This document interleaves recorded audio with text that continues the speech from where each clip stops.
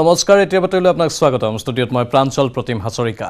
ৰাজ্যত আজিৰে পৰা বলবৎ হ'ব নতুন এছঅপি আন্তঃজিলা যাতায়াত সম্পূৰ্ণৰূপে খুলি দিয়াৰ সম্ভাৱনা আছে যাত্ৰীবাহী বাছৰ আন্তঃজিলা যাতায়াতৰ অনুমতি দিয়াৰ আশা কৰা হৈছে ইফালে বিদ্যালয় খোলাক লৈও দিব পাৰে নতুন নিৰ্দেশনা সান্ধ্য আইন কোভিড নীতি শিথিল হোৱাৰ সম্ভাৱনা আছে দোকান বজাৰ খোলাৰ সময় বৃদ্ধিৰ সম্ভাৱনা আছে আজি স্বাস্থ্য মন্ত্ৰী কেশৱ মহন্তই সংবাদমেল যোগে এই এছঅপি ঘোষণা কৰিব আজি 11 বজাত এই সংবাদমেলৰ আয়োজন কৰা হৈছে 11 বজালৈ এতিয়া সকলোৰে অপেক্ষা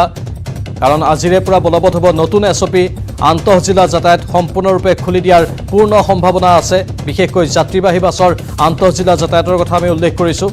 সেই যাতায়াতৰ অনুমতি দিয়াৰ আশা কৰা হৈছে কাৰণ কেইদিনমান পূৰ্বে যেহেতু বাছ চালক আৰু বাছ মালিকসকলে প্ৰতিবাদী কাৰ্যসূচী ৰূপায়ণ কৰিছিল তাৰ পাছত এই সিদ্ধান্তৰ কথা উল্লেখ কৰিছিল মুখ্যমন্ত্ৰী হিমন্ত বিশ্ব শৰ্মাই নিজেই আজি সেয়েহে আন্তঃজিলা বাছসমূহৰ চলাচলত অনুমতি দিয়াৰ পূৰ্ণ সম্ভাৱনা আছে ইফালে বিদ্যালয় খোলাক লৈও দিব পাৰে নতুন নিৰ্দেশনা সান্ধ্য আইন কোভিড নীতি শিথিল হোৱাৰ সম্ভাৱনা আছে দোকান বজাৰ খোলাৰ সময় বৃদ্ধিৰ সম্ভাৱনা আছে আজি স্বাস্থ্য মন্ত্ৰী কেশৱ মহন্তই এই সন্দৰ্ভত সংবাদমেল সম্বোধন কৰিব 11 বজাত আমাৰ জ্যেষ্ঠ সাংবাদিক বলেন ভট্টাচাৰ্য আছে পোনপটীয়া সম্প্ৰচাৰত বলেন ধাৰাবাহিকভাৱে আপুনি এই খবৰটোৰ ওপৰত দৃষ্টি ৰাখি আছে আৰু আজি অৱশেষত স্বাস্থ্যমন্ত্ৰী সংবাদমেল সম্বোধন কৰি 11 বজাত সকলো বিৱৰণী আগবঢ়াব নতুন এছঅপিত কি থাকিব আৰু কি আপডেট আছে বাৰু আপোনাৰ লগত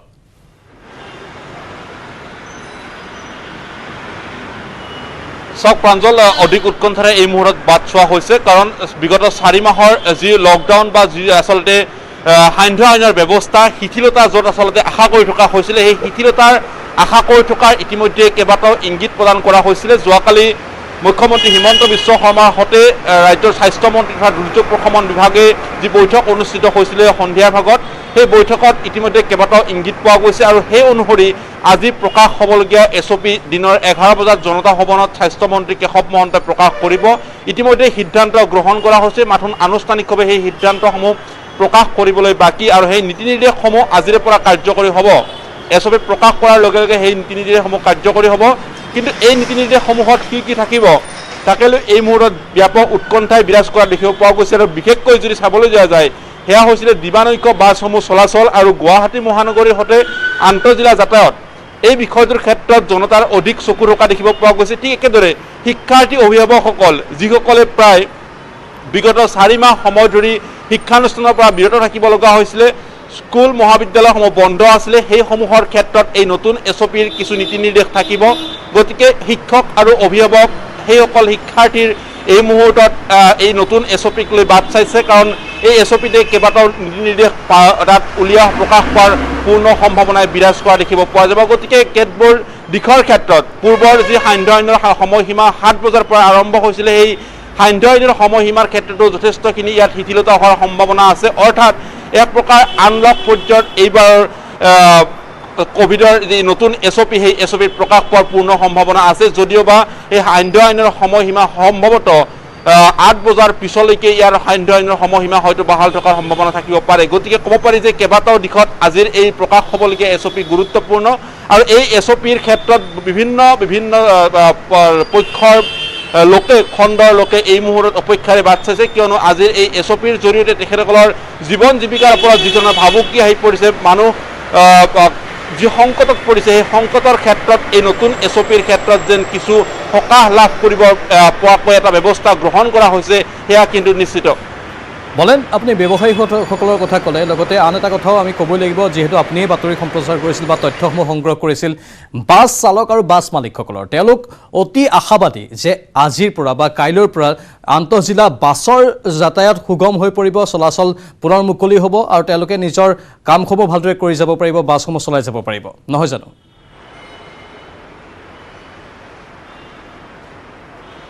নিশ্চয়কৈ দিবানৈক্য বাছসমূহৰ ক্ষেত্ৰত 15 আগষ্টত প্ৰকাশ হোৱা যিখন এছঅপি অৰ্থাৎ 17 আগষ্টৰ পৰা কাৰ্যকৰী হৈছিলে যিখন এছঅপি সেই এছঅপিতে আশা প্ৰকাশ কৰা হৈছিলে যে সেইসমূহ যাতায়াত চলাই দিয়া হ'ব কিন্তু দেখিব পোৱা গৈছিলে গুৱাহাটী মহানগৰীৰ যি আন্তঃজিলা যাতায়াত বন্ধ ৰখা হৈছিলে কামৰূপ মহানগৰৰ সেই যাতায়াতৰ বাবে সম্পূৰ্ণৰূপে স্তব্ধ আছিলে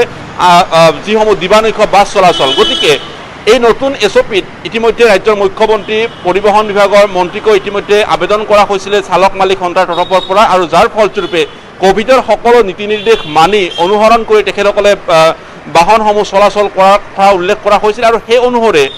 এই নতুন এছঅপিত কিছুমান হয়তো নীতি নিৰ্দেশ থাকিব যিসমূহ নীতি নিৰ্দেশৰ ভিত্তিতহে এই বাহনসমূহ চলাচল কৰিব পাৰিব আৰু তেনে এটা পদ্ধতিগত ব্যৱস্থাৰ মাজেৰে আজিৰ প্ৰকাশ হ'বলগীয়া এছঅপিত কিছুমান নীতি নিৰ্দেশ থকাৰ পূৰ্ণ সম্ভাৱনা এই মুহূৰ্তত প্ৰকাশ কৰা হৈছে কিন্তু নতুন এই এছঅপিত বাকী যদি চাবলৈ যায় শিক্ষা বিদ্যালয়সমূহৰ কোন শ্ৰেণীসমূহ খুলি দিয়া হ'ব আৰু সেইসমূহ শ্ৰেণীত কিদৰে আচলতে কিমান শিক্ষাৰ্থীয়ে অংশগ্ৰহণ কৰিব পাৰিব এটা ক্লাছৰুমত ঠিক একেদৰে যিসকল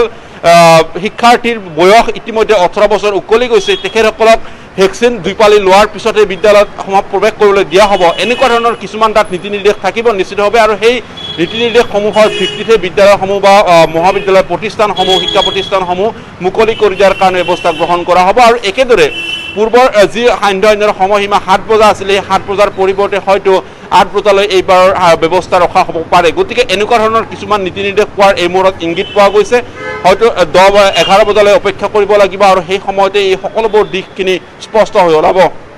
বলেন 11 বজালৈ বাৰু সকলোৱে অপেক্ষা কৰিবই কিন্তু তাৰ আগতে গুণাগথাসমূহ যেহেতু চলি আছে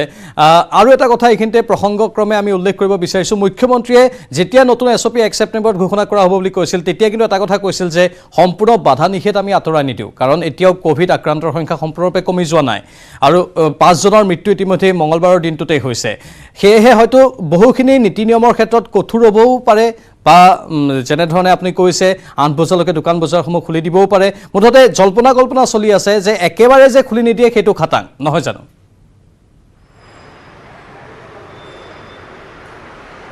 চাওক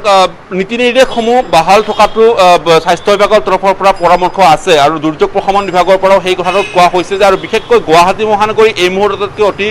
স্পৰ্শকাতৰ গুৱাহাটী মহানগৰীত যিকোনো মুহূৰ্তত হয়তো ইয়াৰ আক্ৰান্তৰ সংখ্যা বাঢ়ি যোৱাৰ পূৰ্ণ সম্ভাৱনা আছে কাৰণ বিমানবন্দৰ ৰেলৱে ষ্টেচন এইসমূহ স্থানৰ ক্ষেত্ৰত অতি স্পৰ্শকাতৰ যিসমূহ স্থান সেই স্থানসমূহত আৰু দীঘলীয়া সময়ৰ বাবে যে তাত নীতি নিৰ্দেশসমূহ কাঢ়া হৈ থাকিব সেয়া নিশ্চিত যদিওবা দিবানৈক্য বাছসমূহ চলাচলত বাধা হয়তো আঁতৰাৰ সম্ভাৱনা থাকিব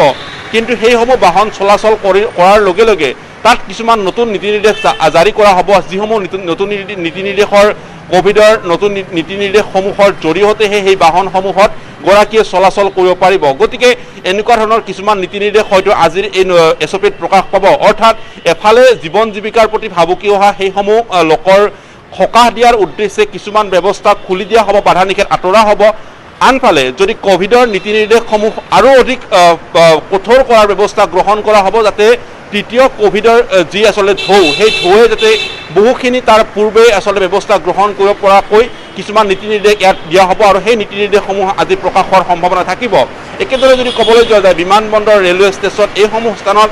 আৰু কিছু দীঘলীয়া সময়ৰ বাবে তাত হয়তো স্কেনিং চেণ্টাৰ থাকিব বা তাত আচলতে যিসকল লোকে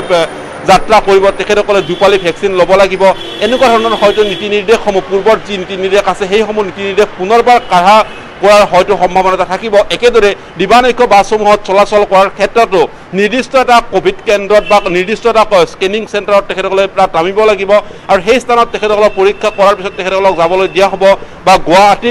ISBTত যেতিয়া তেখেতসকলে নিৰ্দিষ্ট স্থানত উঠিব বাহনত সেই বাহনত উঠাৰ পূৰ্বে তেখেতসকলক কোভিড টেষ্ট কৰা হ'ব এনেকুৱা ধৰণৰ হয়তো ব্যৱস্থা ৰখা হ'ব কাৰণ মানৱ যি আচলতে জীৱনলৈ যি ভাবুকি কঢ়িয়াই আনিছে সেই কঢ়িয়াই অনা সেই একে সময়তে কোভিডৰ বিৰুদ্ধে যি চৰকাৰৰ যি যুঁজ সেই যুঁজখনো তেখেতসকলে একে সময়তে শক্তিশালী কৰি ৰাখিব বুলি আজিৰ এই যি এছঅপি সেই এছঅপিত এক প্ৰকাৰ ক'ব পৰা যাব